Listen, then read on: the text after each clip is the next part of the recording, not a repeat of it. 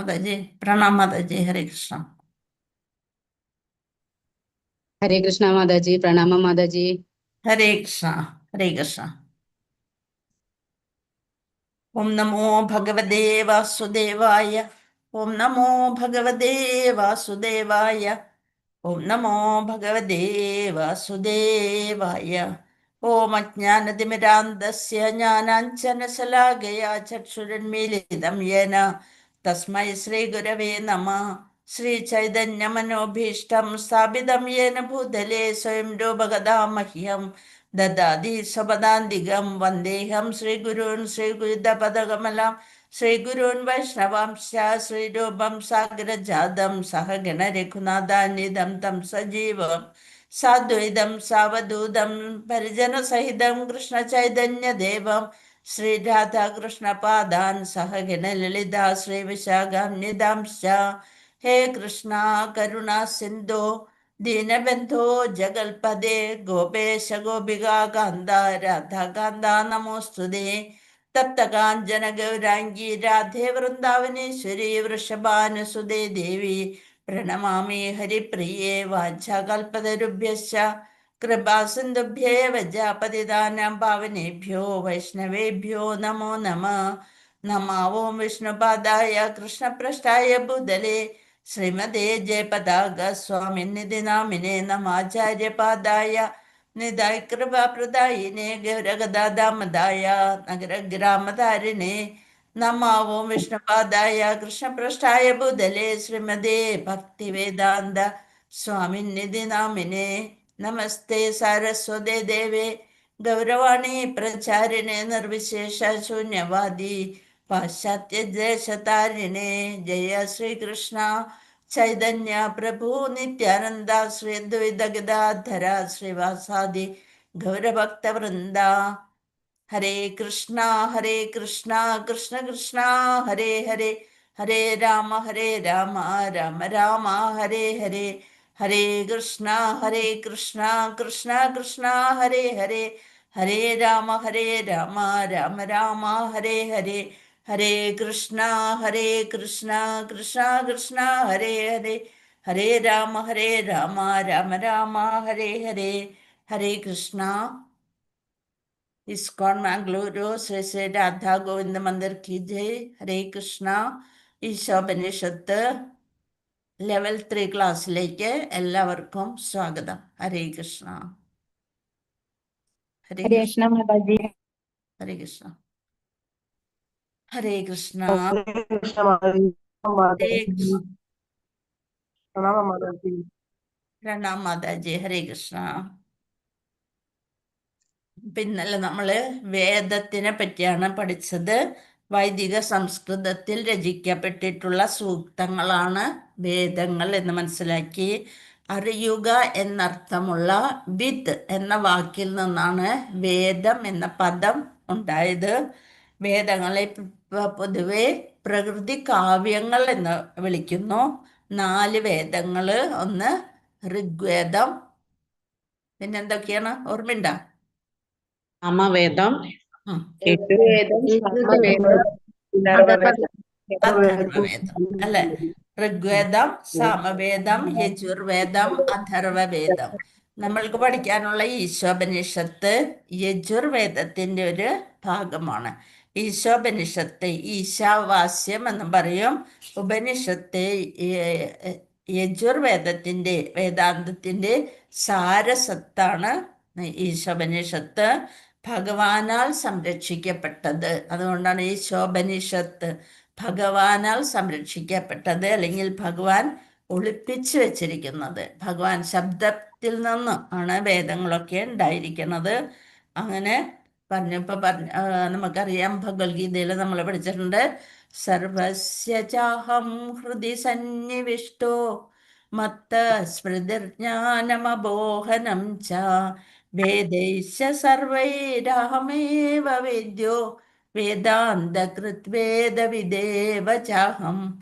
വേദാന്തം ഉണ്ടാക്കിയതും വേദങ്ങളെ അറിയുന്നതും എല്ലാം ഞാനാണ്. അതേപോലെ നമ്മുടെ ജ്ഞാനവും നമ്മുടെ സ്മരണയും നമ്മുടെ മറവിയും എല്ലാം ഭഗവാനാൽ നിയന്ത്രിക്കപ്പെട്ടിരിക്കുന്നു. അപ്പം ഭഗവാന്റെ ഗുണങ്ങളെ പറ്റിയാണ് നമ്മൾ ഇന്നലെ കണ്ടത്. ഇന്ന് നമ്മൾക്ക് പഠിക്കാനുള്ളത് ആദ്യം ധ്യാന ശ്ലോകം. അതിൻ്റെ സ്ലൈഡ് ഇല്ലാത്തത് കൊണ്ടാണ് ഭഗവാന്റെ ഹരേ ഫോട്ടോ കൃഷ്ണ ചെയ്യാം. മാതാജി, ഹരേ കൃഷ്ണ. ക്വസ്റ്റ്യൻസ് നോക്കാനുണ്ടായിരുന്നു മാതാജി. ക്വസ്റ്റ്യൻസ് ചർച്ച ചെയ്യാന്ന് പറഞ്ഞിരുന്നു അല്ലേ? അപ്പൊ അത് പറഞ്ഞോളൂ. എല്ലാരും എഴുതിയിട്ടുണ്ടാവും എന്ന് വിചാരിക്കുന്നു. ക്വസ്റ്റ്യൻസ് നോക്കിയോളൂ. ഹരേ കൃഷ്ണ. എന്തൊക്കെയായിരുന്നു ചോദ്യങ്ങള്? ഇന്നത്തെയാണോ മാതാജി? വേദം എന്ന വാക്കിന്റെ ഇന്നത്തെ നമ്മൾ എടുത്തിട്ടില്ലല്ലോ. ഇന്നലെ ഇന്നലത്തെ മാതാജി വേദം എന്ന വാക്കിന്റെ അർത്ഥം വേദം ഓരോരുത്തര് പറയും, അപ്പൊ മറ്റുള്ളവർക്കും കൂടി മനസ്സിലാകും. അമ്പിളി വേദം എന്ന മാതാജി എന്താ ഹാൻഡ് റൈസ് ചെയ്തിരിക്കണം മാതാജി? വേദം എന്ന വാക്കിന്റെ അർത്ഥം എന്താണ്? വേദം എന്ന വാക്കിന്റെ അർത്ഥം എന്താണ്? ഉത്തരം പറഞ്ഞോളൂ. അറിവ്. വേദം എന്ന വാക്കിന്റെ അർത്ഥം അറിവ്. പിന്നെ അടുത്ത ചോദ്യം. ഒരു ബദ്ധാത്മാവിന്റെ 4 ന്യൂനതകൾ പട്ടികപ്പെടുത്തുക. ഓക്കെ, ഒരു ബദ്ധാത്മാവിന്റെ 4 ന്യൂനതകൾ എന്തെല്ലാം? ന്യൂനതകൾ പട്ടികപ്പെടുത്തുക. ബദ്ധാത്മാവിനെ ഒരാളോട് പറയാൻ ഒരാളെ പറയും. ഭാരതി മാതാജി പറയും. ഒരാൾ പറയടേ. ഭാരതി മാതാജി പറഞ്ഞോളൂ.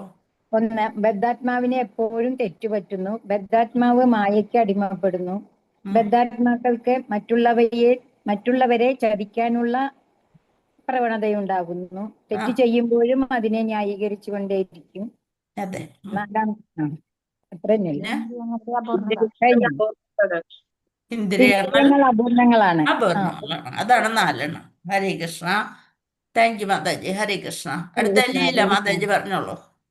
3 പ്രമാണങ്ങൾ പട്ടികപ്പെടുത്തുക. പ്രത്യക്ഷം, അനുമാനം, ശബ്ദം. ഹരേ കൃഷ്ണ. ഇനി അടുത്തത്. Thank you Mataji. ഹരേ കൃഷ്ണ. അടുത്ത ആള് പറഞ്ഞോളൂ. ഹരേ കൃഷ്ണ മാതാജി. അറിവ് സമ്പാദിക്കുന്നതിലുള്ള ഒരു ശ്രേഷ്ഠമായ ഉപാധിയാണ് ശബ്ദപ്രമാണം എന്നതിന്റെ കാരണം നൽകുക. ഗുരുവിൽ നിന്ന് അറിവ് നേടുന്നതാണ് ശബ്ദപ്രമാണം. അത് തന്നെ.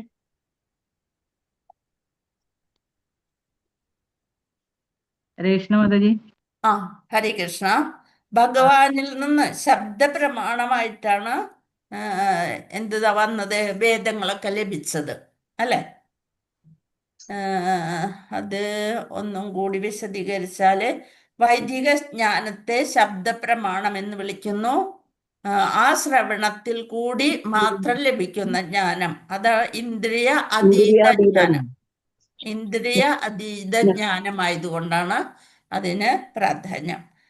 ഈ പ്രപഞ്ചത്തിനകത്തുള്ളത് ഇന്ദ്രിയ ജ്ഞാനമാണ്, അതിനതീതമാണ് ഇന്ദ്രിയാതീത ജ്ഞാനം. അതെ, അതീന്ദ്രിയ ജ്ഞാനമാണ് ശബ്ദപ്രമാണത്തിലൂടെ നമുക്ക് ലഭിക്കുന്നത്. ഹരേ കൃഷ്ണ. അടുത്ത ചോദ്യം പറഞ്ഞോളൂ മാതാജി. ലോകത്തിൽ 2 വിഭാഗത്തിൽപ്പെട്ട അറിവ് പട്ടികപ്പെടുത്തുക. പറഞ്ഞോളൂ. അനുമാനം, നിഗമനം. ഓക്കെ, ഹരേ കൃഷ്ണ. അടുത്തത് പറഞ്ഞോളൂ മാതാജി. ഹരേ കൃഷ്ണ. യഥാർത്ഥ ഗുരുവിന്റെ 2 യോഗ്യതകൾ എന്താണ്? യഥാർത്ഥ ഗുരുവിന്റെ 2 യോഗ്യതകൾ എന്തല്ല? വൈദിക സന്ദേശം ശരിയായ സ്രോതസ്സിൽ നിന്നും ശരിയായി കേട്ട് പഠിച്ച ഒരാളിൽ നിന്നായിരിക്കണം. അല്ലാത്ത പക്ഷം വിശ്വാസനല്ല.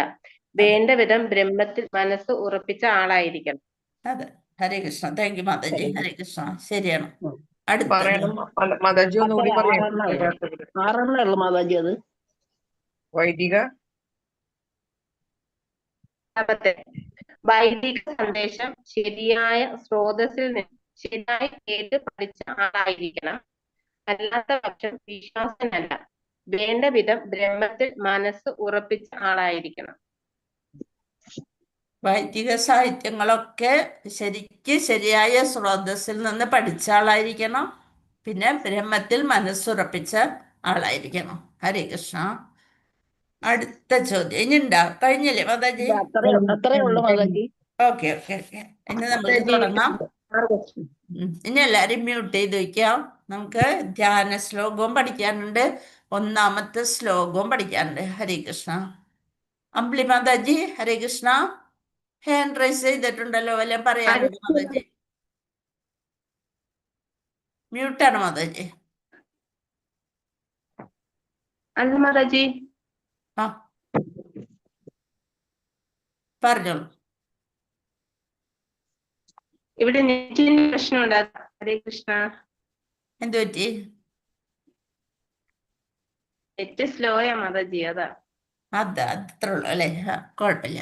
അറ്റൻഡൻസ് ലിങ്ക് ഇട്ടിട്ടുണ്ടാവും, അപ്പൊ നോക്കണം ഇടയ്ക്ക് കേട്ടോ. ഹരേ കൃഷ്ണ. അപ്പൊ നമ്മൾ ശ്രദ്ധിക്കുക, ഞാൻ ധ്യാന ശ്ലോകം ബുക്ക് കിട്ടാത്തവർക്ക് വേണ്ടിയിട്ട് ധ്യാന ശ്ലോകവും 1-ാമത്തെ ശ്ലോകവും ഫോട്ടോ എടുത്ത് ഇട്ടിട്ടുണ്ടായിരുന്നു കേട്ടോ. അത് ശ്രദ്ധിക്കുക. ഇനി നോക്കാം. ഹരേ കൃഷ്ണ. ഓം നമോ ഭഗവതേ വാസുദേവായ. ഓം നമോ ഭഗവതേ വാസുദേവായ. ഓം നമോ ഭഗവതേ വാസുദേവായ. ധ്യാന ശ്ലോകം നമുക്ക് ധ്യാനം ചെയ്യാനായിട്ട് പ്രാർത്ഥനാ ശ്ലോകമായിട്ടും ഈശാവാസ്യത്തിലെ ഈ ധ്യാന ശ്ലോകത്തെ നമ്മൾ ഉപയോഗിക്കുന്നു. ഓം പൂർണ്ണമദ പൂർണ്ണമിദം പൂർണ്ണാത് പൂർണ്ണമുദച്യതേ പൂർണ്ണസ്യ പൂർണ്ണമാദായ പൂർണ്ണമേവാവശിഷ്യതേ. നോക്കൊന്നും കൂടി. ഓം പൂർണ്ണമദ പൂർണ്ണമിദം പൂർണ്ണാത് പൂർണ്ണമുദച്യതേ പൂർണ്ണസ്യ പൂർണ്ണമാദായ പൂർണ്ണമേവാവശിഷ്യതേ. ഓം എന്ന് വെച്ചാൽ എപ്പോഴും ഭഗവാനെ സംബോധന ചെയ്യുന്ന വാക്കാണ് ഓം. പരിപൂർണനായിട്ടുള്ള, പരിപൂർണൻ. ആരാണ് പരിപൂർണൻ? അദ്ദേഹത്തെ പറയാണ്. ഓം പൂർണ്ണമദ, പൂർണ്ണമാണ്, പരിപൂർണമായതാണ് അത്. പിന്നെ പൂർണ്ണാത് പൂർണ്ണമുദച്യതേ ഇദം, ഈ പ്രാതിഭാസിക പ്രപഞ്ചം.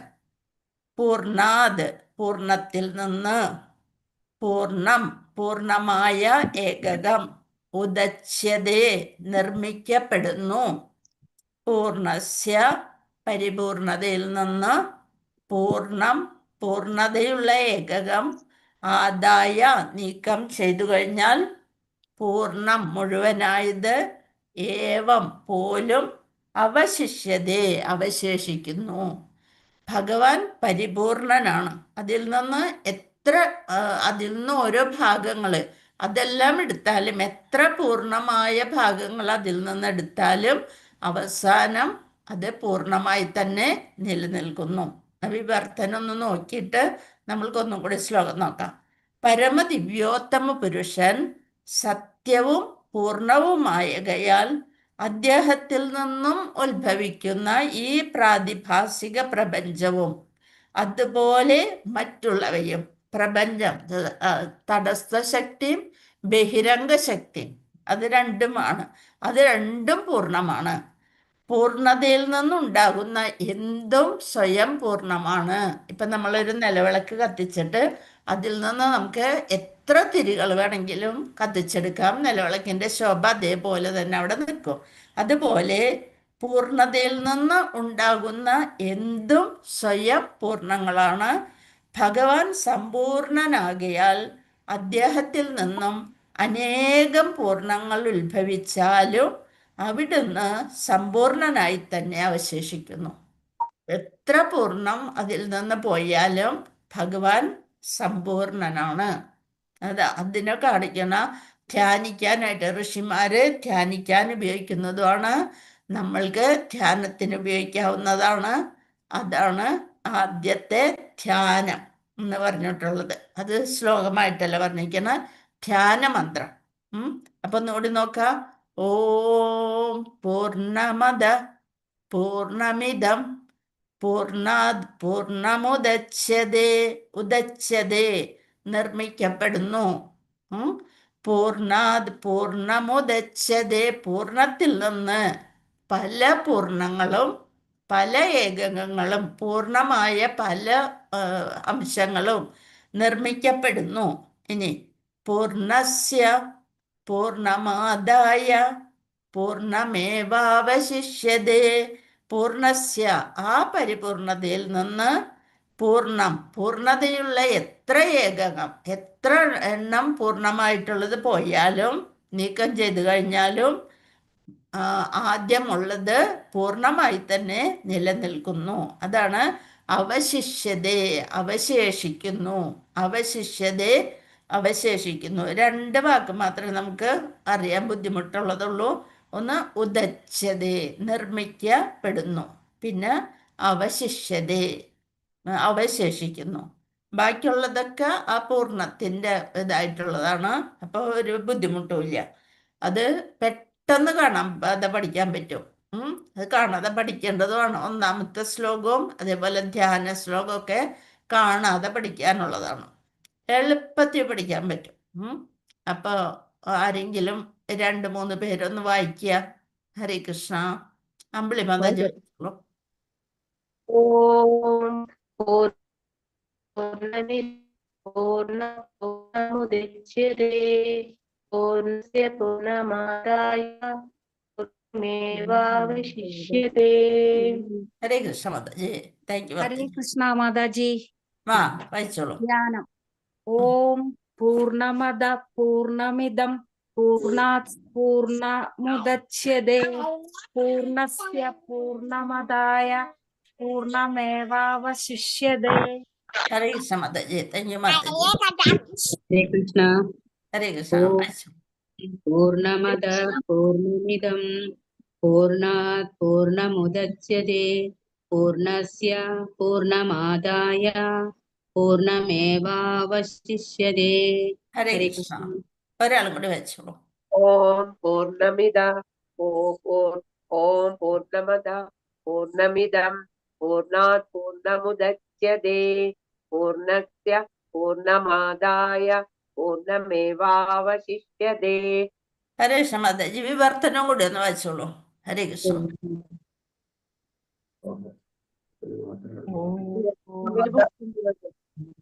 പ്രഭു വായിച്ചോളൂ. പ്രഭു വായിച്ചോളൂ വിവർത്തനം. പ്രഭുവിന്റെ പുസ്തകം ഉണ്ടോ പ്രഭു? ഞാൻ വായിക്കട്ടെ മാതാജി. വായിച്ചോളൂ. പരമദിവ്യോത്തമ പുരുഷൻ സത്യവും പൂർണ്ണവുമാകയാൽ അദ്ദേഹത്തിൽ നിന്ന് ഉത്ഭവിക്കുന്ന ഈ പ്രാതിഭാസിക പ്രപഞ്ചവും അതുപോലെ മറ്റുള്ളവയും പരിപൂർണമാണ്. പൂർണ്ണതയിൽ നിന്നും ഉണ്ടാകുന്ന എന്തും സ്വയം പൂർണ്ണങ്ങളാണ്. ഭഗവാൻ സമ്പൂർണനാകയാൽ അദ്ദേഹത്തിൽ നിന്നും അനേകം പൂർണ്ണങ്ങൾ ഉത്ഭവിച്ചാലും അവിടുന്ന് സമ്പൂർണനായി തന്നെ അവശേഷിക്കുന്നു. ഹരേ കൃഷ്ണ. ഹരേ കൃഷ്ണ. Thank you Mataji. ഹരേ കൃഷ്ണ.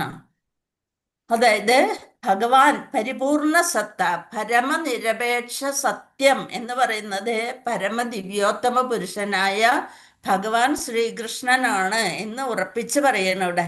ആ നിരാകാര ബ്രഹ്മത്തെ, പരമാത്മാവിനെ സാക്ഷാത്കരിക്കുക എന്നത് പരിപൂർണ സത്ത ഭാഗികമായി മാത്രം സാക്ഷാത്കരിക്കലാണ്. നമ്മൾ ബ്രഹ്മത്തെ സാക്ഷാത്കരിക്കുക എന്ന് വെച്ചാൽ ഭാഗികമായിട്ട് സാക്ഷാത്കരിക്കലാണ്. നമ്മൾ ശരിക്കും ഭഗവാൻ ഒരു വ്യക്തിയായിട്ട് അംഗീകരിച്ചുകൊണ്ട് നമ്മൾ ഭഗവാനെ സേവിച്ചുകൊണ്ട് ഭഗവാനിൽ എപ്പോഴും ഇവിടെ ആയാലും എവിടെ ആയാലും നമ്മളുടെ കർമ്മം എന്താണെന്ന് വെച്ചാൽ സേവനം, ഭഗവാനെ സേവിക്കുക അല്ലേ. ഭഗവാനെ സേവിച്ചുകൊണ്ട് ഭഗവാനിലെത്താനായിട്ട് സാക്ഷാത്കരിക്കാൻ നമ്മൾ ശ്രമിച്ചുകൊണ്ടേയിരിക്കണം. പരമാത്മ സാക്ഷാത്കാരം എന്ന് പറയുന്നത് ഭാഗികമാണ്. ഭഗവാൻ എങ്ങനെയുള്ള ആളാണ്? സച്ചിത്ത് ആനന്ദമയനാണ്. സത്ത് ചിത്ത് ആനന്ദം, എല്ലായ്പ്പോഴും ആനന്ദത്തോടു കൂടിയ സച്ചിത്ത് ആനന്ദം. പൂർണ്ണജ്ഞാനിയാണ്, പൂർണ്ണജ്ഞാനവുമാണ്. പരമദിവ്യോത്തമ പുരുഷൻ അഥവാ ഭഗവാൻ സച്ചിത് ആനന്ദം എന്നീ അവിടുത്തെ എല്ലാ അതീന്ദ്രിയ ഗുണങ്ങളുടെയും സാക്ഷാത്കാരമാണ്. പരമപുരുഷനെ സാക്ഷാത്കരിക്കുമ്പോൾ എങ്ങനെയാണ്? അത് വിഗ്രഹ രൂപത്തിലായാലും നമ്മളുടെ മുന്നിൽ വന്ന് നിൽക്കും അല്ലേ.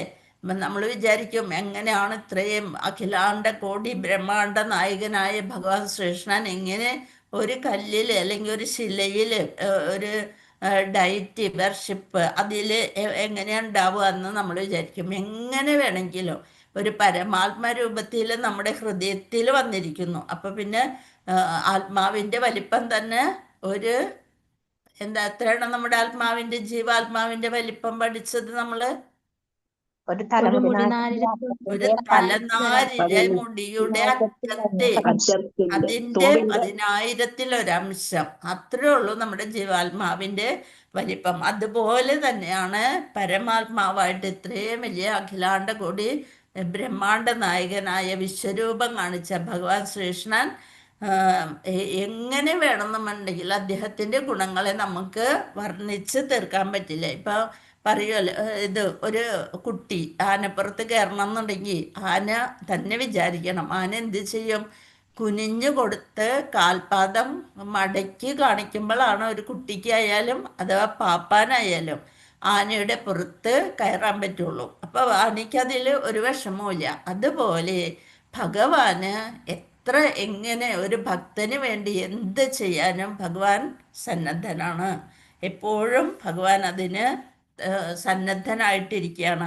അപ്പൊ പരമപുരുഷനെ സാക്ഷാത്കരിക്കുമ്പോൾ വിഗ്രഹ എന്നാൽ രൂപം എന്നർത്ഥം. നമ്മള് രൂപമില്ല എന്ന് പലരും പറയുന്നു, ബ്രഹ്മമാണ്, ബ്രഹ്മത്തിൽ ലയിക്കുന്നു. പക്ഷെ അത് ഭാഗികമായ സാക്ഷാത്കാരമാണ്.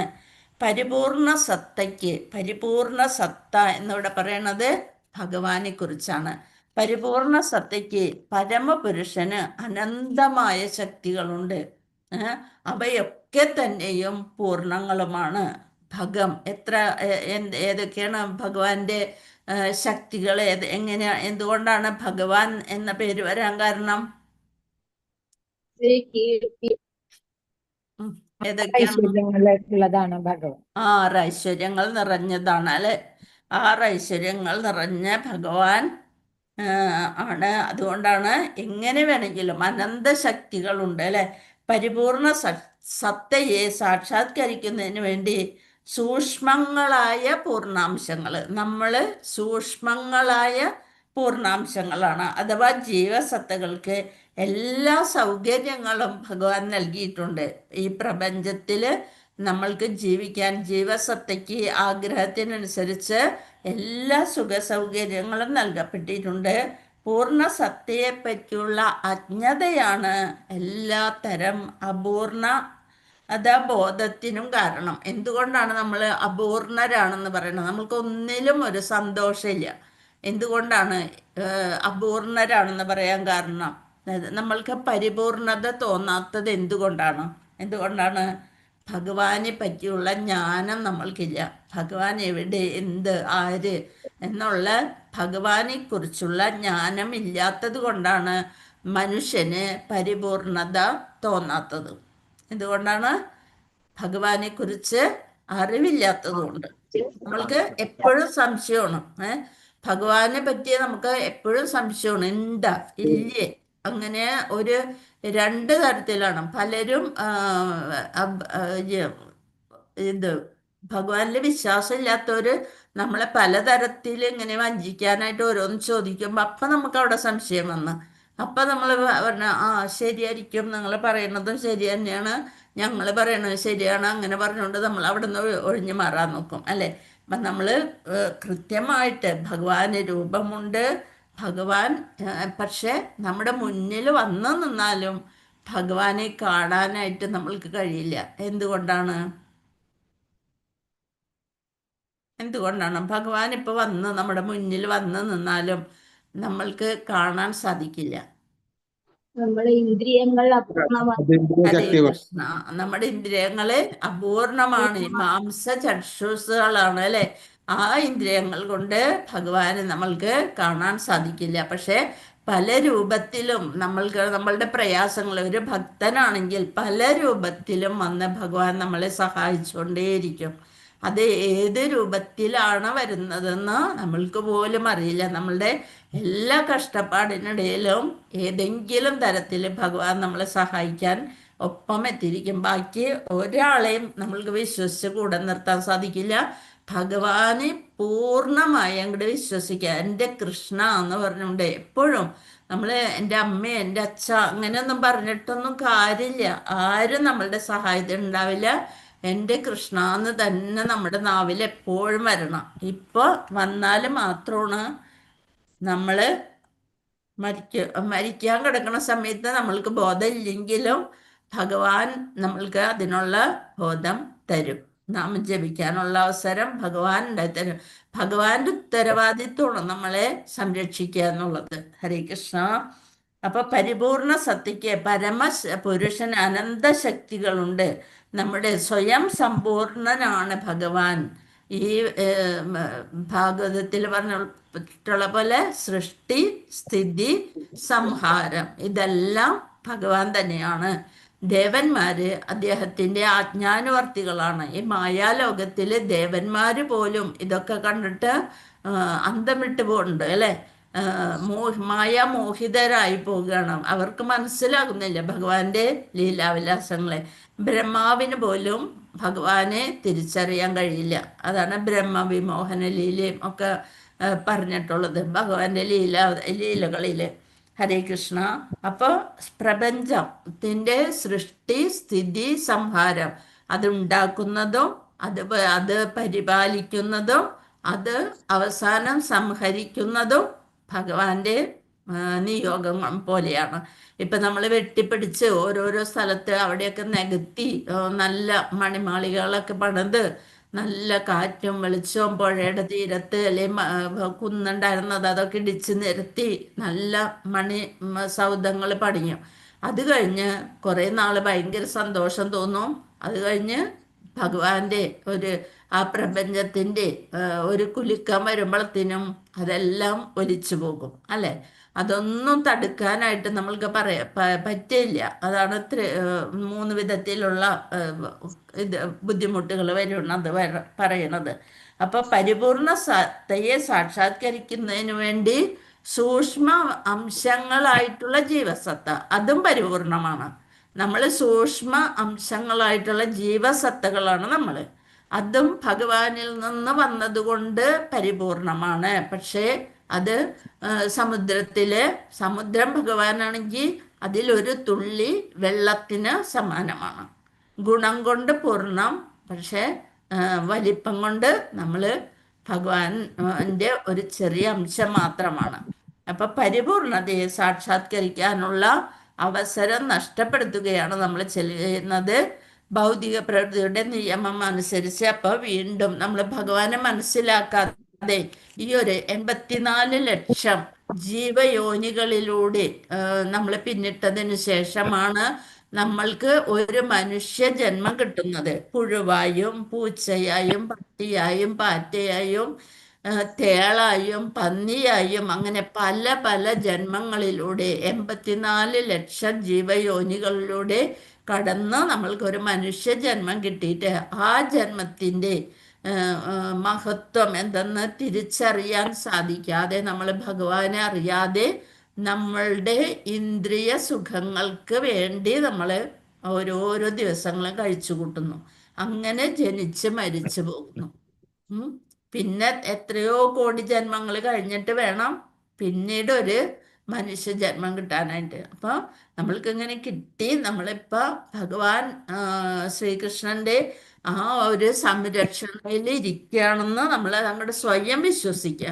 എന്നിട്ട് ശ്രദ്ധ, ദൃഢമായ വിശ്വാസം, ആ ദൃഢമായ വിശ്വാസത്തോടെ നമ്മൾ ആ വിശ്വാസം ഉള്ളതുകൊണ്ടാണ് ഇപ്പം ഇത്രയും പേര് ഈ സമയത്ത് ഈ ക്ലാസ്സിൽ അറ്റൻഡ് ചെയ്യണതിനുള്ളൊരു കാരണം. അത് ഭഗവാന്റെ കൃപയാണ്. അല്ലെങ്കിൽ ഒട്ടും സാധിക്കില്ല. ഇപ്പൊ വസന്ത മാതാജി ട്രെയിനിലിരുന്നായാലും അത് ആ സമയം വന്നപ്പോൾ ഓൺ ചെയ്ത് നോക്കി ക്ലാസ് തുടങ്ങിയ ക്ലാസ്സിൽ കയറാനായിട്ട് പറ്റുന്നുണ്ടോ, റേഞ്ച് ഉണ്ടോ, അങ്ങനെ നോക്കി. അപ്പം ഒന്ന് ആലോചിച്ച് നോക്കിയേ എത്ര പ്രതിബദ്ധതയാണ് അവർക്കൊക്കെ ഉള്ളതെന്നൊന്ന് ആലോചിച്ച് നോക്കിയേ. അപ്പം അത്രയും നമ്മൾ അതിന് വേണ്ടിയിട്ട് എന്തെങ്കിലും ഭഗവാനെ പറ്റി കേൾക്കണം, അറിയണം. ഇത് അങ്ങനെ ഒരു നിസ്സാര അറിവായാലും ഇന്ന് ഇപ്പം എല്ലാവരും ഇപ്പം ഒന്നും നിങ്ങൾക്ക് ഒരു അറിവും തരാൻ പറ്റില്ല. ഈ ബുക്കിൽ എന്താണോ ഉള്ളത് അതൊന്ന് വായിച്ച് മനസ്സിലാക്കി പറയാനായിട്ട് മാത്രമേ സാധിക്കുള്ളൂ. എത്രയോ ഈ ഇരിക്കുന്ന ആളുകളിൽ പലരും അതിനേക്കാൾ അറിവുള്ളവരാണെന്ന് എനിക്ക് നന്നായിട്ട് അറിയാം. പക്ഷേ നമ്മൾ ഒത്തുകൂടിയിരിക്കുന്നത് ഭഗവാന്റെ ഒരു കാരുണ്യം കൊണ്ട് മാത്രമാണ്. അപ്പൊ നമ്മുടെ നിലനിൽപ്പിന് വേണ്ടി അപ്പൊ പ്രപഞ്ചത്തിലെ സൃഷ്ടി, സ്ഥിതി, സംഹാരം ഇതെല്ലാം ഭഗവാന്റെ ഒരു ക്ഷണം. ഒരു പുൽക്കൊടി ഇളകണം എന്നുണ്ടെങ്കിൽ ആര് വിചാരിക്കണം? ഭഗവാൻ തന്നെ വിചാരിക്കണം അല്ലെ. നമ്മളുടെ കണ്ണിൽ കൊള്ളണത് പുരികത്തിൽ കൊണ്ട് മാറ്റി ഭഗവാൻ മാറ്റി തരും എന്ന് പറയുന്നത് അതാണ്. ഇത്രയല്ലേ സംഭവിച്ചുള്ളൂ എന്ന് വിചാരിച്ച് നമ്മൾ സമാധാനിക്കണം അല്ലെ. അതിനേലും വലിയ വലിയ പാപങ്ങൾ ചെയ്തവരാണ് നമ്മൾ ഓരോരുത്തരും. എന്തെല്ലാം പാപങ്ങൾ ഓരോ ദിവസവും ചെയ്തുകൊണ്ടിരിക്കണം. നമ്മൾ അറിഞ്ഞുകൊണ്ടും അറിയാതെയും പല പാപങ്ങളും ചെയ്തുകൊണ്ടാണ് ഓരോ ദിവസവും കഴിഞ്ഞു പോകുന്നത്. അപ്പൊ അതിനിടയ്ക്ക് ഭഗവാനെ തന്നെ ചേർത്ത് പിടിക്കുക. ഈ പാപങ്ങളിൽ നിന്നൊക്കെ എനിക്ക് സംരക്ഷണം തരണേ എന്ന് പറഞ്ഞുകൊണ്ട് അല്ലെ. അപ്പൊ അങ്ങനെ നോക്കാം. അപ്പൊ നമ്മുടെ നിലനിൽപ്പിനായിട്ട് എല്ലാവിധ ക്രമീകരണങ്ങളും ഭഗവാൻ നമുക്ക് ചെയ്തു തന്നിട്ടുണ്ട്. ശരീരത്തിന്റെ ഭാഗങ്ങളായ കൈകള് ശരീരത്തോട് ചേർന്നിരിക്കുമ്പോൾ മാത്രമാണ് ഒരു പൂർണ്ണ ഏകകമായി പ്രവർത്തിക്കുന്നത്. നമ്മുടെ കൈ ശരീരത്തിൽ നിന്ന് മാറിപ്പോയാല് വെറുതെ അതിന് യാതൊന്നും ചെയ്യാൻ പറ്റില്ല. ദൂരെ പോയി കുറെ സാധനങ്ങൾ എടുത്തുകൊണ്ട് വരണം, ഒന്നും ചെയ്യാൻ പറ്റില്ല. നമ്മള് വെറുതെ വിചാരിക്കണം അത് കൈ പോയി എവിടെയാണോ സാധനങ്ങളൊക്കെ ഉള്ളത് അതൊക്കെ എടുത്തുകൊണ്ട് വരണം. കൈ നമ്മുടെ ശരീരത്തിൽ നിന്ന് പോയി കഴിഞ്ഞാല് ആ കൈക്ക് സ്വതന്ത്രമായി ഒന്നും ചെയ്യാൻ പറ്റില്ല. അതുപോലെ ഭഗവാന്റെ നമ്മുടെ ശരീരത്തില് ആ ഭാഗങ്ങളൊക്കെ ഒരുമിച്ചിരുന്നാൽ മാത്രമാണ് എന്തെങ്കിലും ചെയ്യാൻ പറ്റുക. യഥാർത്ഥത്തിൽ ഒരു കൈക്ക് ഉണ്ടായിരിക്കേണ്ട ശക്തി ഒന്നും ആ വേർപെട്ടു പോയ കൈക്ക് അനുഭവപ്പെടില്ല. അതുപോലെ ജീവസത്ത പൂർണ്ണമായ ഭാഗം ഭഗവാന്റെ ഭാഗമാണ്. ഭഗവാനിൽ എത്തിച്ചേരുക എന്നുള്ളത് മാത്രമാണ് ജീവസത്തയുടെ ലക്ഷ്യം. അത് നമ്മൾ മനസ്സിലാക്കുന്നില്ല. ഭഗവാനെ കുറിച്ച് നമ്മൾ പിന്നെ മനസ്സിലാക്കുന്നേ ഇല്ല. ഇന്ദ്രിയ ആസ്വാദനങ്ങൾക്ക് പിറകെ നമ്മൾ പോവുകയാണ് ചെയ്യണത്. അപ്പൊ പൂർണ്ണ സത്തയിൽ നിന്ന് നമ്മളെ വേർപെടുത്തി കഴിഞ്ഞാല് അതിന് നിലനിൽപ്പില്ല എന്നുള്ളത് നമ്മൾ മനസ്സിലാക്കണം. നമുക്ക് എത്ര സുഖ സൗകര്യങ്ങൾ കിട്ടിയാലും നമ്മളുടെ ഒരു സമാധാനം ഇല്ലാത്ത പോലെയാണ് അല്ലെ. അത് അയ്യോ ഇന്ന് മാലയൊന്നും ജപിക്കാൻ സാധിച്ചില്ലല്ലോ എന്ന് പറഞ്ഞുകൊണ്ട് നമ്മൾ വിഷമിച്ചുകൊണ്ടിരിക്കും. അതേപോലെ ഇന്ന് ഭഗവാനെ കുറിച്ച് ഒന്നും ക്ലാസ്സുകൾ കേൾക്കാനായിട്ട് സമയം കിട്ടിയില്ലല്ലോ. ഏതെങ്കിലും ഒരു കല്യാണോ ഇതൊക്കെ പോയി കഴിഞ്ഞാൽ നമുക്കൊന്നും അവിടെ ഒന്ന് ഇരിക്കുമ്പോഴൊക്കെ ഏതോ എന്താണ് മത്സ്യത്തെ പിടിച്ച് കരയിലിട്ട ഒരു പ്രതീതി നമുക്ക് അനുഭവപ്പെടും. അപ്പൊ അതെന്താ കാരണം? നമ്മള് ഭഗവാനോട് ചേർന്നിരിക്കുന്നതാണ്. ഭഗവാനെ സേവിക്കലാണ് നമ്മുടെ പ്രധാന കർത്തവ്യം. വീട്ടില് സകല പണികൾ ചെയ്താലും ആ ചെയ്യുന്നതിന്റെ ഇടയിലും ഏതെങ്കിലും പ്രഭാഷണങ്ങളോ ഏതെങ്കിലും ക്ലാസ്സുകളോ അല്ലെങ്കിൽ ഭഗവാന്റെ നാമങ്ങളോ എല്ലാം ഇങ്ങനെ ചൊല്ലിക്കൊണ്ടേയിരിക്കുക. അപ്പോൾ നമുക്കൊരു സംതൃപ്തി കിട്ടും. അപ്പൊ മനുഷ്യ ജന്മത്തിന്റെ പൂർണ്ണത എന്ന് പറയുന്നത് പൂർണ്ണമായ പരിപൂർണ സത്യത്തെ സേവിക്കുക എന്നുള്ളതാണ്. അപ്പൊ കാലത്തോളം അപൂർണമായി തന്നെ അല്ലെങ്കിൽ നിൽക്കും. എല്ലാം പൂർണ്ണ സത്യവുമായി ബന്ധപ്പെടുത്തി ചെയ്തു കഴിഞ്ഞാൽ ചേർന്ന് നിൽക്കുന്ന അംശങ്ങളും സ്വയം പൂർണ്ണമാകും. ഹരേ കൃഷ്ണ. ഇത്രയാണ് ധ്യാന ശ്ലോകത്തിലൂടെ നമുക്ക് മനസ്സിലാക്കാൻ സാധിക്കുന്നത്. ഇനി നമ്മൾക്ക് ഒന്നാമത്തെ ശ്ലോകം നോക്കാം. മന്ത്രം ഈശോപനിഷത്ത് മന്ത്രം 1. അപ്പൊ ധ്യാന ഇതിന്റെ പറഞ്ഞത് എന്തെങ്കിലും സംശയം ഉണ്ടോ വല്ലവർക്കും? ഹരേ കൃഷ്ണ. ഇല്ല എന്ന് വിചാരിക്കണം അല്ലെ. ഞാനൊന്നും കേട്ടില്ല. ഒന്നും കേട്ടില്ലേ? ഇല്ല. എന്ത് പറ്റും മാതാജി? ഇവിടെ നെറ്റിന്റെ ഇത്തിരി പ്രോബ്ലം ഉണ്ട്. പിന്നെ ഞാൻ ഇത്തിരി ലേറ്റ് ആയിട്ടാ കയറിയത്. വൈദിക വിജ്ഞാനം കുറ്റമറ്റതാണ് എന്ന് പറയാൻ കാരണം എന്തെന്നുള്ളതിന്റെ ഉത്തരം ഇതായിരുന്നു. ഹരികൃഷ്ണ മാതാജി ഒന്നുകൂടി പറഞ്ഞേ. വൈദിക വിജ്ഞാനം കുറ്റമറ്റതാണ് എന്ന് പറയാൻ കാരണം കുറ്റമറ്റതാണ്. അതിന് യാതൊരു കുറ്റവുമില്ല. ഭഗവാനിൽ നിന്ന് വന്നതാണ് വേദത്തിന്റെ അറിവ്. വൈദിക വിജ്ഞാനം എന്ന് പറയുന്ന വേദത്തിന്റെ അറിവ്. ജ്ഞാനം എന്ന് വെച്ചാൽ അറിവ്. അത് നമ്മൾ ഉപയോഗിക്കുമ്പോൾ അത് വിജ്ഞാനമായി. അതാണ് വൈദിക വിജ്ഞാനം. അത് കുറ്റമറ്റതാണ്. അതിന് യാതൊരു കുറ്റവും ഇല്ല, കുറവില്ലാത്തതാണ്, പൂർണ്ണമാണ്. ഹരേ കൃഷ്ണ. ഹരേ കൃഷ്ണ. അപ്പൊ ഈശോപനിഷത്ത് മന്ത്രം 1. ഓം നമോ ഭഗവതേ വാസുദേവായ. ഈശാവാസ്യമിദം സർവം യത്കിഞ്ചാ ജഗത്യാം ജഗത് തേന ത്യക്തേന ഭുഞ്ജീത മാ ഘൃതാ കസ്യ സിദ്ധനം. ഈശാവാസ്യമിദം സർവം യത്കിഞ്ചാ ജഗത്യാം ജഗത് തേന ത്യക്തേന ഭുഞ്ജീത മാ ഘൃതാ കസ്യ സിദ്ധനം. എന്താണ്? ഈശാവാസ്യം, ഈശ്വരനാൽ ആവാസ്യം, നിയന്ത്രിക്കപ്പെടുന്നത്. ഈശാവാസ്യം, ഈശ ഈശ്വരനാൽ, ഈ ആവാസ്യം നിയന്ത്രിക്കപ്പെടുന്നത്. ഇതം ഈ, സർവം മുഴുവൻ, ഈ സർവം, ഈ ലോകം സർവം ഭഗവാനാൽ നിയന്ത്രിക്കപ്പെടുന്നതാണ്. ആദ്യത്തെ വരിയുടെ അർത്ഥം. ഈശാവാസ്യമിദം സർവം യത്കിഞ്ച ജഗത്യാം ജഗത്. യത്കിഞ്ച യാതൊരു, യത്കിഞ്ച യാതൊരു, ജഗത്യാം പ്രപഞ്ചത്തിലുള്ള, ജഗത്ത് ചരാചര വസ്തു, ഈ പ്രപഞ്ചത്തിലുള്ള സകല ചരാചര വസ്തുക്കളും യാതൊരു ഈശ്വരനെ കൊണ്ടെന്നാൽ നിയന്ത്രിക്കപ്പെട്ടതാണ്. സർവവും ഈശ്വരനാൽ നിയന്ത്രിക്കപ്പെട്ടതാണ്. യത്കിഞ്ച യാതൊരു, ജഗത്യാം പ്രപഞ്ചത്തിലുള്ള, ജഗത്ത് അചര വസ്തു, ചരാചര വസ്തു. ഇനി അടുത്ത നോക്കാം. തേന അവനാൽ, തേന അവനാൽ, ത്യക്തേന ത്യക്തേന അർഹമായ വിഹിതം, തേന ത്യക്തേന ഭുഞ്ജീത സ്വയം സ്വീകരിക്കുക, നമ്മൾക്ക് അർഹമായത് മാത്രം സ്വീകരിക്കുക. ഈ പ്രപഞ്ചത്തിലുള്ള എല്ലാതും ഭഗവാനാൽ നിയന്ത്രിക്കപ്പെട്ടതാണ്. ആ സകല ചരാചര വസ്തുക്കളും ഭഗവാനാൽ നിയന്ത്രിക്കപ്പെട്ടതാണ്. അല്ലെ, ഭഗവാന്റെ കാരുണ്യം കൊണ്ട് ഈ പ്രപഞ്ചത്തില് മുഴുവൻ ഭഗവാന്റെ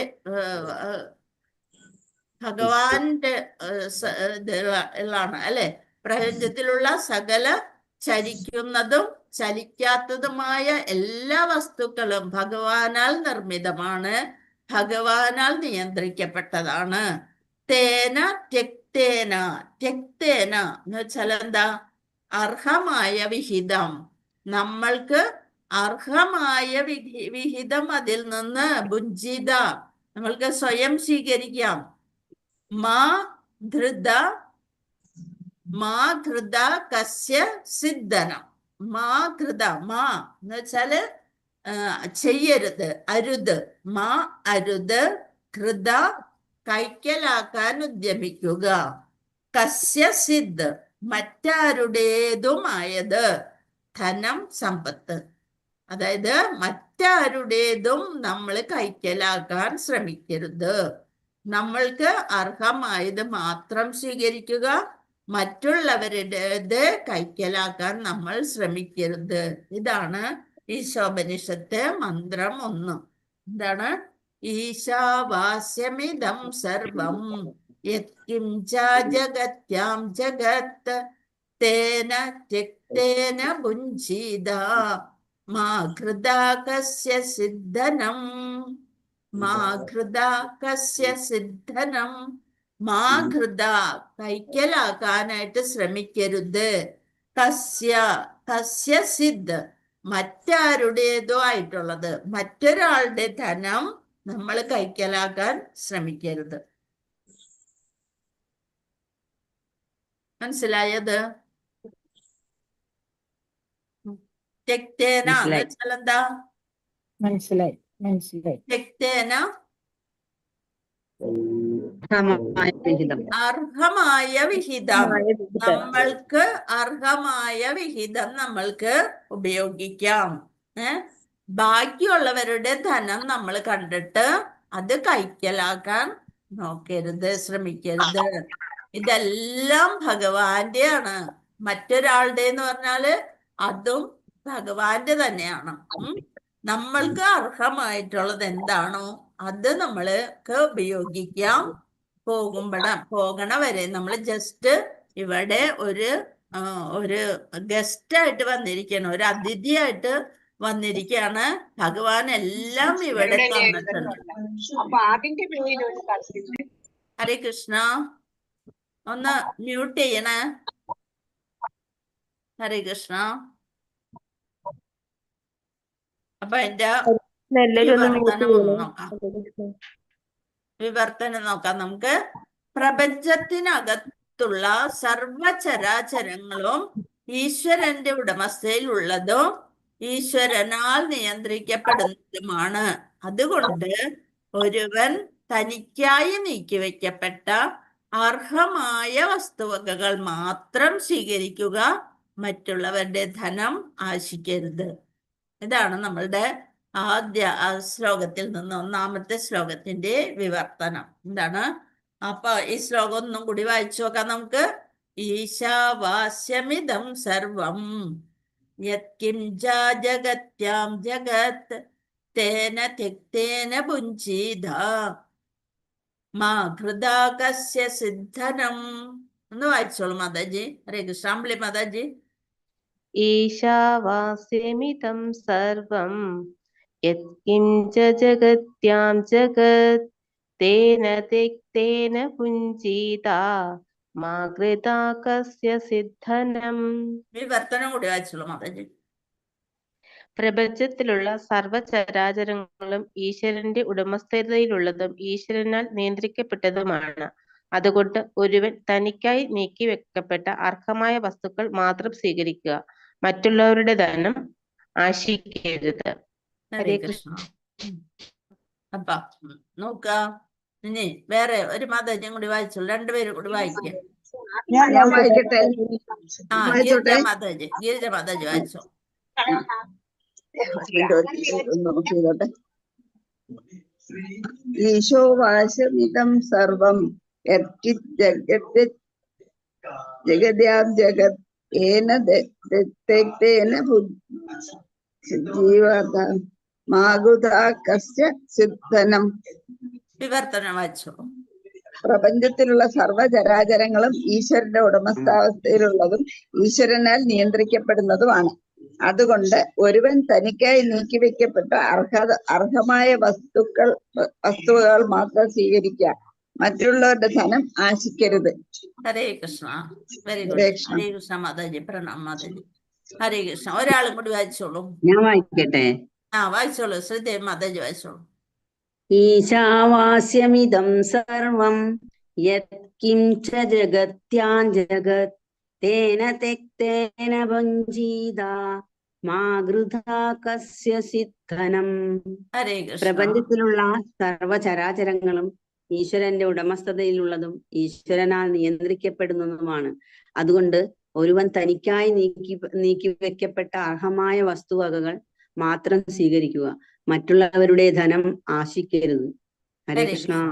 മറ്റുള്ളവരുടെ ധനം നമ്മള് ആഗ്രഹിക്കരുത്. നമ്മളുടെ സുഖത്തിനും സൗകര്യത്തിനും വേണ്ടി എന്ത് ചെയ്തും മറ്റുള്ളവരെ ദ്രോഹിക്കാനും കാപട്യം കാണിച്ചുകൊണ്ട് അങ്ങനെ പലതും ചെയ്യാനുള്ള ഒരു പ്രവണത മനുഷ്യരുണ്ട്. അതുകൊണ്ടാണ് ഇപ്പൊ നമ്മൾ കഴിഞ്ഞ പ്രാവശ്യത്തെ ഒരു ഉദാഹരണത്തിൽ പറഞ്ഞ്, റോഡില് കുറച്ച് ധാന്യം കിടക്കണമെങ്കിൽ കിളികള് അവരുടെ കൊക്കില് നിറച്ച് ഉള്ളത് മാത്രം എടുത്തുകൊണ്ട് പോകുന്നു. ഒരാളാണ് കണ്ടെന്നുണ്ടെങ്കിലോ ഉടനെ അത് ആ സഞ്ചിയോട് കൂടി അങ്ങനെ തന്നെ വാരി കൊണ്ടുപോകും, അല്ലെ? മറ്റാരും കണ്ടിട്ടില്ല എന്നുള്ളൊരു ഇതില് അത് അങ്ങനെ തന്നെ പൊക്കിക്കൊണ്ട് പോകും. അതുപോലെ ചൂട് പരമോന്നത സത്തയെ അഗ്നിയോട് ഉപമിക്കാറുണ്ട്. ചേതനവും അചേതനവുമായ വസ്തുക്കളെല്ലാം അഗ്നിയുടെ ചൂടിനോടും പ്രകാശത്തോടും ഉപമിക്കപ്പെടുകയും ചെയ്യുന്നു. ഇപ്പൊ ചൂട്, വെളിച്ചം, തീ, അല്ലെ, സൂര്യൻ ഒക്കെ നമ്മൾക്ക് പ്രകാശം തരുന്നു. ആ പരമോന്നത സത്തയെ ഭഗവാനെ അഗ്നിയോട് ഉപമിക്കാറുണ്ട്. ചേതനവും ജീവനുള്ളതും ജീവനില്ലാത്തതുമായ വസ്തുക്കളെല്ലാം അഗ്നിയുടെ ചൂടിനോടും പ്രകാശത്തോടും ഉപമിക്കപ്പെടുകയും ചെയ്യുന്നു. അഗ്നി ചൂടിന്റെയും പ്രകാശത്തിന്റെയും രൂപത്തിൽ ഊർജത്തെ വിതരണം ചെയ്യുന്നത് പോലെ ഈശ്വരൻ അവിടുത്തെ ശക്തികളെ വ്യത്യസ്ത രീതികളിൽ പ്രദർശിപ്പിക്കുന്നു. സകലതിന്റെയും നിയന്താവും രക്ഷകനും നിർദ്ദേശകനുമായി ഭഗവാൻ പ്രവർത്തിക്കുന്നു. പല ശക്തികളും വ്യത്യസ്ത രീതികളിൽ ഭഗവാൻ പ്രദർശിപ്പിക്കുന്നു. സകലതിന്റെയും നിയന്താവും രക്ഷകനും, അതാണ് സൃഷ്ടി, സ്ഥിതി, സംഹാരം. ഇതിന്റെ എല്ലാം അതായിട്ട് ഭഗവാൻ തന്നെയാണ് അതിന്റെ പിന്നിലെല്ലാം പ്രവർത്തിക്കുന്നത്. കൃഷ്ണനിൽ നിന്ന് വേർപിരിഞ്ഞു പോകുമ്പോൾ നാം നശിക്കുന്നു. അതിനാൽ ഈശ്വരനല്ലാതെ മറ്റൊരാളും ഒരു വസ്തുവിന്റെ ഉടമസ്ഥനല്ല എന്നറിയാനുള്ള ഒരു ബുദ്ധിശക്തി നമ്മൾക്കുണ്ടായിരിക്കണം. നമ്മള് അത്ര കുറച്ച് ബോധത്തോടു കൂടി, അതാണ് കൃഷ്ണാവബോധത്തിലേക്ക് തിരിയുക എന്ന് പറയുന്നത്. ഭഗവാനാണ് ഈ പ്രപഞ്ച ശില്പി. ഭഗവാന് കവിഞ്ഞ് വേറൊന്നുമില്ല. എന്തൊരു പുൽക്കൊടി അണിഞ്ഞാലും ഭഗവാൻ അതറിയും. അപ്പൊ ഭഗവാന് മനസ്സില് കൂട്ടി വെച്ചുകൊണ്ട് നമ്മളെല്ലാതും അതിന്റെ എന്ത് സാധനം കണ്ടാലും അതിന്റെ ഉടമസ്ഥൻ ഭഗവാനാണ് എന്നറിയാം. അപ്പൊ എല്ലാവർക്കും വ്യത്യസ്ത വിഹിതമുണ്ട്. ഉദാഹരണം, പശു പാല് നൽകുന്നു. അവൾ ആ പാൽ സ്വയം കുടിക്കുന്നില്ല. അവൾ പുല്ലും ധാന്യവും ആഹരിച്ച് പാല് മാനവ സമൂഹത്തിന് ഭക്ഷണം എന്ന നിലയിൽ നൽകുകയും ചെയ്യുന്നു. ഉദാഹരണം, പിന്നെ ഒരു പുലി അരിയോ ഗോതമ്പോ പശുവിൻ പാലോ ഭക്ഷിക്കുന്നില്ല. കാരണം അതിന് നിർദ്ദേശിക്കപ്പെട്ട ഭക്ഷണം പച്ച മാംസത്തിന്റെ രൂപത്തിലുള്ളതാണ്. അപ്പൊ പശു ആണെന്നുണ്ടെങ്കിൽ പുല്ല്, വൈക്കോല് അങ്ങനെയുള്ള സാധനങ്ങളൊക്കെ ഭക്ഷിക്കുന്നു, നമ്മൾക്ക് പാല് തരുന്നു. പുലിയാണെങ്കിൽ അതൊന്നും അതിന് പറ്റില്ല. അരിയോ ഗോതമ്പോ അതൊന്നും പറ്റില്ല. അതിന് നിർദ്ദേശിക്കപ്പെട്ട ഭക്ഷണം എങ്ങനെയുള്ളതാണ്? പച്ച മാംസത്തിന്റെ രൂപത്തിൽ ഉള്ളതാണ്.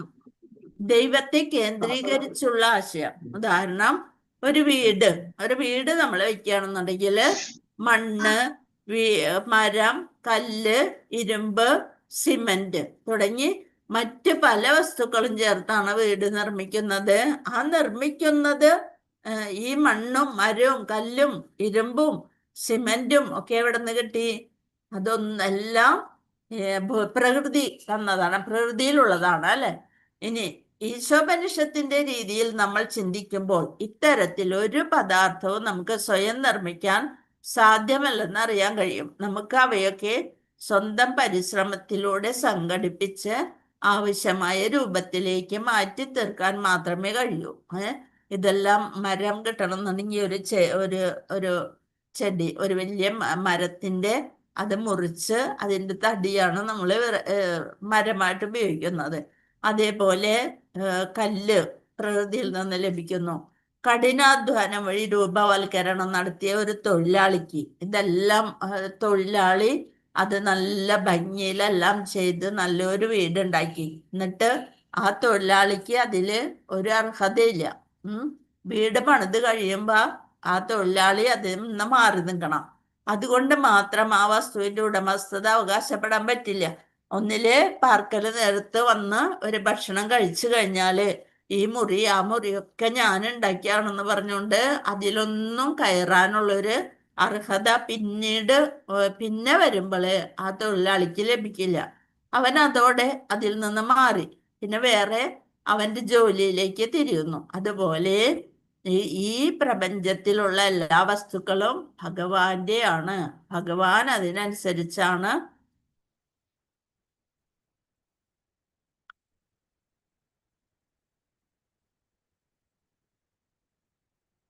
ഇനി സ്വന്തം വിഹിതം പിന്തുടരുന്നില്ലെങ്കിൽ എന്ത് സംഭവിക്കും?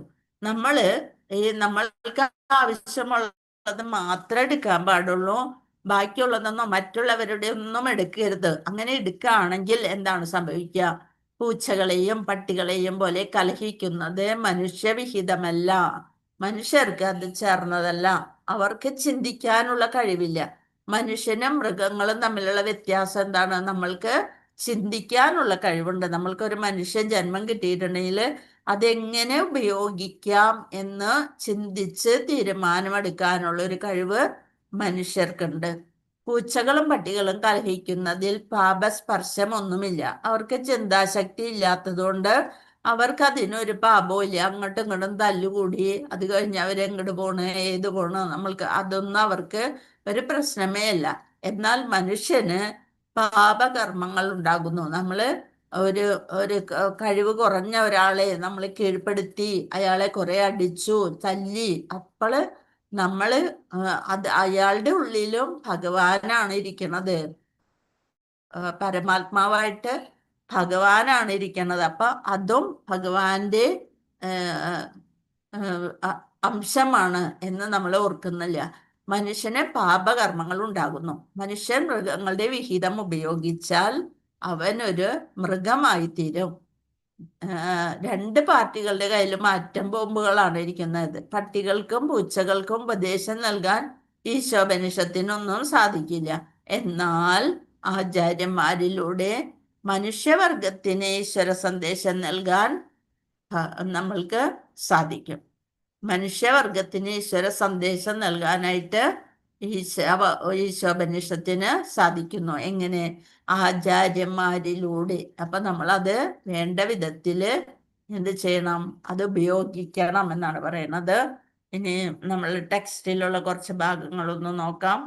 അപ്പൊ ഈശ്വരനല്ലാതെ പ്രകൃതിക്ക് രണ്ട് ശക്തികളുണ്ട്, പരാപ്രകൃതിയും അപരാപ്രകൃതിയും. നമ്മുടെ പ്രപഞ്ചത്തില് രണ്ട് ശക്തികളുണ്ട്, ഒന്ന് പരാപ്രകൃതി, രണ്ട് അപരാപ്രകൃതി. എന്താണ് പരാപ്രകൃതി? പരാപ്രകൃതി എന്ന് വെച്ചാല് ജീവസത്തകൾ, ഉത്കൃഷ്ട ശക്തി, തടസ്ഥ ശക്തി എന്നൊക്കെ പറയണത്. പരാപ്രകൃതി ഉത്കൃഷ്ട ശക്തി, ഭഗവാന്റെ തന്നെ അംശം, അതാണ് പരാപ്രകൃതി. അപരാപ്രകൃതി എന്ന് വെച്ചാൽ എന്താണ്? പഞ്ചഭൂതങ്ങളും മനസ്സ്, ബുദ്ധി, അഹങ്കാരം. ഏതാണ് പഞ്ചഭൂതം? ഭൂമി, അഗ്നി, വായു, ആകാശം, ജലം. മനുഷ്യ ശരീരം ഉണ്ടാക്കിയിരിക്കുന്നത് തന്നെ പഞ്ചഭൂതങ്ങൾ കൊണ്ടാണ്. ആ പഞ്ചഭൂതങ്ങളും മനസ്സ്, ബുദ്ധി, അഹങ്കാരം ഇതും കൂടി ചേർന്നതാണ് അപരാപ്രകൃതി. മനസ്സിലായ? അതൊരു ചോദ്യം ഉണ്ടെന്നാണ് എൻ്റെ ഒരു വിശ്വാസം. ചോദ്യത്തില് പരാപ്രകൃതിയും അപരാപ്രകൃതിയും എങ്ങനെ താരതമ്യം ചെയ്യാം? എന്താണ് പരാപ്രകൃതി? പരാപ്രകൃതി എന്ന് വെച്ചാല് കേൾക്കണില്ലേ ആരും? ഉത്കൃഷ്ട ശക്തി, അതായത് ഭഗവാന്റെ തന്നെ. അതെ, ഉത്കൃഷ്ട ശക്തി ജീവസത്ത. ജീവസത്തകളെയാണ് പരാപ്രകൃതി എന്ന് പറയുന്നത്. എന്താണ് അപരാപ്രകൃതി? പഞ്ചഭൂതങ്ങളും മനസ്സ്, ബുദ്ധി, അഹങ്കാരം, ഭൗതിക മൂലകങ്ങളായ ഭൂമി, അഗ്നി, വായു. അതിന്റെ മുകളിൽ തന്നെ ഉണ്ട് ഭൗതിക മൂലകങ്ങളായ ഭൂമി, അഗ്നി, വായു, മനസ്സ്, ബുദ്ധി, അഹങ്കാരം. അങ്ങനെ 8 എണ്ണം ചേർന്നത്. എന്താണ്? ഭൂമി, അഗ്നി, വായു, ജലം, ആകാശം. അത്രയും 5 എണ്ണം. ബുദ്ധി, അഹങ്കാരം. അതുകൂടാതെ മനസ്സ്, ബുദ്ധി, അഹങ്കാരം അതും കൂടി ചേർത്താലാണ് ഭഗവാന്റെ അധമ ശക്തി അഥവാ ഭൗതിക ശക്തി അഥവാ അപരാപ്രകൃതി. അപ്പൊ 3 എണ്ണം പറയാം. അത് ഭൗതിക ശക്തിയാണ്, അധമ ശക്തിയാണ്, അപരാപ്രകൃതിയാണ്. ഇനി പരമസത്ത നിരപേക്ഷ വ്യക്തിഭാവമായ ദൈവതം ഒരു പരിപൂർണ വ്യക്തിയാണ്. അടാ ഈശാവാസ്യോപനിഷത്തില് കൃത്യമായിട്ട് പറഞ്ഞിരിക്കണ പരിപൂർണ സത്ത ഒരു വ്യക്തിയാണ്. തൻ്റെ വൈവിധ്യമാർന്ന ശക്തിവിശേഷം കൊണ്ട് അവിടത്തേക്ക് സർവ്വതിനെയും ക്രമവൽക്കരിക്കുന്നതിനാവശ്യമായ പൂർണമായും പരിശുദ്ധവുമായ ശക്തിയുണ്ട്, ബുദ്ധിശക്തിയുണ്ട്. പരമോന്നത ശക്തിയെ അഗ്നിയോട് ഉപമിക്കാറുണ്ട്. അഗ്നി എല്ലാം ദഹിപ്പിക്കാനും ഉള്ള കഴിവ് അഗ്നിക്കുണ്ട്, അല്ലെ? സംഹരിക്കാനും അഗ്നി തന്നെയാണ് ഉപയോഗിക്കുക. അചേതനവും ചേതനവുമായ വസ്തുക്കളെല്ലാം അഗ്നിയുടെ ചൂടിനോടും പ്രകാശത്തോടും ഉപമിക്കുന്നു. മനസ്സ് അഗ്നി ചൂടിന്റെയും പ്രകാശത്തിന്റെയും രൂപത്തിൽ ഊർജത്തെ വിതരണം ചെയ്യുന്നത് പോലെ ഭഗവാൻ എല്ലാം വ്യത്യസ്ത രീതികളില് എല്ലാ ശക്തികളെയും നിയന്ത്രിക്കുന്നു. നിയന്ത്രകനാണ്, രക്ഷകനാണ്, സൃഷ്ടി, സ്ഥിതി, സംഹാരം. അത് അല്ലെ? ഇനി എത്ര ഭഗവാൻ എന്തുകൊണ്ടാണ് ഭഗവാൻ എന്ന് പറയാൻ കാരണം? ഭവം എന്നാൽ എന്താണ്? ഐശ്വര്യം, ഐശ്വര്യം, ശക്തി, കീർത്തി, സൗന്ദര്യം, ജ്ഞാനം, വിരക്തി എന്നിവയാൽ പരിപൂർണനായതുകൊണ്ട് ഭഗവാൻ. ഭഗവാൻ എന്ന് പറയുന്നു. ഹരേ കൃഷ്ണ. അപ്പൊ ഈശ്വരനല്ലാതെ മറ്റൊരാളും ഒരു വസ്തുവിന്റെയും ഉടമസ്ഥനല്ല. ഭഗവാൻ തന്നെയാണ് ഈ പ്രപഞ്ചത്തിലുള്ള ചലിക്കുന്നതും ചലിക്കാത്തതുമായ എല്ലാത്തിൻ്റെയും ഉടമസ്ഥൻ. ഇനി ഒരു വീട്, മണ്ണ്, ഇരുമ്പ്, അത് നമ്മൾ പറഞ്ഞതാണ്. ഒരു വസ്തുവിന്റെ ഉടമസ്ഥത അവകാശപ്പെടാൻ നമുക്ക് സാധിക്കില്ല. അതും ഒരു എന്താണ്, ഒരു വീട് നമ്മൾ പണിത് കഴിഞ്ഞാലും അതും ഭഗവാന്റെ ആണ്, ഭഗവാന്റെ വീട്. ഞാൻ പറഞ്ഞോന്നറിയില്ല, ഞാൻ ഒരു മാതാജിയുടെ വീട്ടിലേക്ക് ഒരു സത്സംഗത്തിൽ ചെല്ലുമ്പോ പരിചയമുള്ള ഒരു മാതാജിയുടെ വീട് എൻ്റെ അവിടെ നിന്ന് ആ മാതാജി ഇങ്ങോട്ട് വരുന്നുണ്ടായിരുന്നു. അപ്പൊ ഞാൻ ചോദിച്ചു, മാതാജിയുടെ വീട് എവിടെയാണോ എന്ന് ചോദിച്ചു. ഇതാണോ എന്ന് ചോദിച്ചു. അല്ല എന്ന് പറഞ്ഞു. അപ്പൊ ഞാൻ വിചാരിച്ചു എന്നാ അതിൻ്റെ അടുത്തായിരിക്കും. എവിടെയാ, അപ്പൊ അടുത്താണോ എന്ന് ചോദിച്ചു. അപ്പൊ പറഞ്ഞു വാന്ന് പറഞ്ഞ് വിളിച്ചോണ്ട് പോയി. അപ്പൊ നല്ല വീട്, കാർ പോർച്ചും ഇതൊക്കെ ആയിട്ട്. അപ്പൊ പറഞ്ഞു, മാതാജിയുടെ വീട് ഇതല്ലേ? എല്ലാം ഇത് ഭഗവാന്റെ വീടാണെന്നോ, ഇത് കൃഷ്ണന്റെ വീട് എന്ന് പറഞ്ഞു. അപ്പൊ അത്രയും നമ്മള് ഇതാണ് എൻ്റെ വീടെന്ന് പറഞ്ഞ് അഹങ്കരിച്ചുകൊണ്ട് ആ മാതാജിക്ക് പറയാം, അത്രയും ഇതായിട്ട് പറയാം. പക്ഷെ നമ്മള് ആർക്കാണ് അതിന്റെ അവകാശം കൊടുത്തിരിക്കണത്? ഭഗവാനാണ് ആ വീടിന്റെ അവകാശം കൊടുത്തിരിക്കുന്നത്. അപ്പൊ തന്നെ നമുക്ക് മനസ്സിലാക്കാം, നമ്മളൊന്നും ആരുമല്ല. ശരിക്കും നമ്മളെപ്പോഴും അഹങ്കരിച്ചോണ്ട് ഇതെന്റെ വീട്, ഇതെന്റെ കാറ്, ഇതെന്റെ ആണ് എന്നൊക്കെ പറഞ്ഞുകൊണ്ട് എപ്പോ വേണമെങ്കിലും അതൊക്കെ ഭഗവാന് സംഹരിക്കാനും സാധിക്കും. അപ്പൊ ഈശ്വരൻ അല്ലാതെ മറ്റൊരാളും ഒരു വസ്തുവിന്റെയും ഉടമസ്ഥനല്ല എന്ന് പറഞ്ഞു. ആധുനിക സമൂഹത്തില് ഇങ്ങനെ കമ്മ്യൂണിസ്റ്റുകളും അവരൊക്കെ ഇങ്ങനെ ഈശ്വര സന്ദേശം നൽകാനായിട്ട് പറയും. ഈശ്വരന്റെ മാത്രം വസ്തുക്കളായ പ്രകൃതി വിഭവങ്ങളെ പറ്റി കമ്മ്യൂണിസ്റ്റുകാരോ മുതലാളിമാരോ മറ്റേത് പാർട്ടിയോ ഉടമസ്ഥതാവകാശം ഉന്നയിക്കുന്നിടത്തോളം കാലം സമാധാനം കൈവരില്ല. അവരെയാണ് എന്ന് പറഞ്ഞുകൊണ്ട് ഉടമസ്ഥതാവകാശം അംഗീകരിച്ചാല് ഒരിക്കലും അവിടെ ഒരു സമാധാനം കൈവരില്ല. എന്താണ്, പരമോത്തമ പുരുഷന്റെ ഉടമസ്ഥതാവകാശം അംഗീകരിക്കാത്ത പക്ഷം ഇവയെല്ലാം അതെല്ലാം പ്രകൃതി നിയമത്താലുള്ള ശിക്ഷയ്ക്ക് അർഹരാണ്. അതാണ് ഇവിടെ ഒരു ചോദ്യം വന്നിരുന്നു, ഭാഗവത കമ്മ്യൂണിസം എന്ന് പറയുന്നത്. ഈശാവാസ്യം എന്താണ്? ഈശാവാസ്യം ഈശ്വരന്റെ എന്താണ്? ഈശാവാസ്യം ഈശ്വരന്റെ ഇരിപ്പിടം, നിയന്ത്രണത്തിലുള്ളത് അല്ലെ? ഈശ്വരന്റെ നിയന്ത്രണത്തിലും ഉള്ളതാണ് ഈശാവാസ്യം. പര അപര പ്രകൃതി, അത് നമ്മളുടെ ക്വസ്റ്റ്യനിലുണ്ട്. ഭാഗവത കമ്മ്യൂണിസം എന്ന് പറഞ്ഞുകൊണ്ട് ഇവിടെ ഒരു വാക്കുണ്ട്, അതാണ് ഈ 18ാമത്തെ പേജിൽ ഉള്ളത്. പിന്നെ അപൗരുഷേയ എന്ന് വെച്ചാൽ ഭഗവാൻ തന്നെയാണ് അപൗരുഷേയ, ഒന്നിനോടും താരതമ്യം ചെയ്യാൻ സാധിക്കാത്തതാണ് അപൗരുഷേയ. മറ്റൊന്നുമായിട്ട് താരതമ്യം, അതിനേക്കാളും മുകളിലോ താഴെയോ ഒരാളെ ആയിട്ട് കമ്പയർ ചെയ്യാൻ, താരതമ്യം ചെയ്യാൻ സാധിക്കാത്തത് അപൗരുഷേയ എന്ന് പറയുന്നു. ഹരേ കൃഷ്ണ. അപ്പം ഇത്രയാണ് നമ്മള് ഈ ഇതില് പഠിക്കാനുള്ളത്. ഹരേ കൃഷ്ണ. ഭഗവാന്റെ ആദ്യത്തെ ജീവസൃഷ്ടി ആരാണ്? ആദ്യത്തെ ജീവസത്ത് ആരാണ്? ഭഗവാനല്ലേ? ബ്രഹ്മാവ്. ബ്രഹ്മാവ്. ഭഗവാൻ എങ്ങനെ